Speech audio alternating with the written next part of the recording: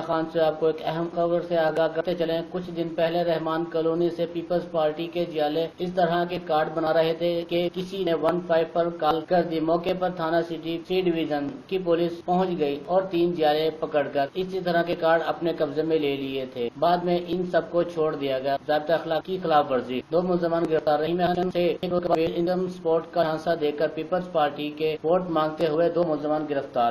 ملزمان منصور احمد اور رحمت علی چک عباس حبیب کالونی ظفرآباد بابا غریب شاہ کوٹ دریا اور دیگر علاقوں میں عوام کو بے نظیر کارڈ کے عوض میں پیپلز پارٹی کو ووٹ دینے کے لیے قائل کر رہے تھے۔ ملزمان پیپلز پارٹی کے کارڈ اور رجسٹرڈ برآمد۔ ملزمان سے اب تک 667 کارڈ رجسٹرڈ اندراج کر چکے تھے۔ ملزمان منصور احمد اور رحمت علی عوام کو الیکشن کے فوری بعد بے نظیر انکم سپورٹ پروگرام کے تحت امداد کی یقین دہانی کروا رہے تھے۔ ملزمان نے رجسٹرڈ میں سینکڑوں افراد کے کوائف جمع کر رکھے تھے۔ پولیس نے ملزم کو اطلاع پہ موقع پر رنگے ہاتھوں گرفتار کیا۔ تھانہ سی ڈویژن پولیس ملزمان کے خلاف الیکشن کمیشن کی باضابطہ خلاف ورزی پر مقدمہ درج کر لیا ہے۔ تو کیا یہ الیکشن کمیشن کے باضابطہ اخلاق کی خلاف ورزی نہیں؟ تھانہ سی ڈویژن پولیس پر سوالیہ نشان ہے۔ کیمرہ مین ٹیم کے ہمراہ طارق شہزاد، راز نیوز، رحیم یار خان۔